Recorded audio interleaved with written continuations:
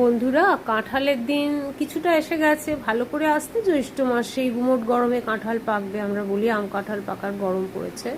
তো সে কাঁঠাল তো অনেকেরই খুব প্রিয়, অনেকের আবার প্রিয় হয়েও বেশি খেতে পারেন না, পেটের প্রবলেম হয়ে যায়। যাই হোক, এক দু কোয়াও যারা খান, বাড়িতে আনেন, তাদের জন্য বলি যে কাঁঠাল বীজগুলো ফেলে দেবেন না। বা অনেকে এমনি সিম্পল কাঁঠাল বীজের তরকারি করেন, এর বেশি কিছু করেন না। কিন্তু এই কাঁঠাল বীজের থেকে সন্দেশ খুব ভালো তৈরি করে নেওয়া যায়। কাঁঠাল সন্দেশ যেটাকে বলা হয়।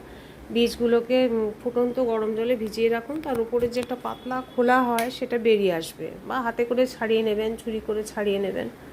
নিয়ে সেগুলো মিক্সিতে পেস্ট করে কড়াতে 2-1 চামচ ঘি দিয়ে, গরম মশলা দিয়ে ভালো করে থেঁতলে, আর ওর সঙ্গে একটু মিল্ক পাউডার, একটু নারকেল কোড়া, বিস্কুটের মধ্যে নারকেল কোড়া পাওয়া যায়, ওটাও মিশিয়ে দিতে পারেন।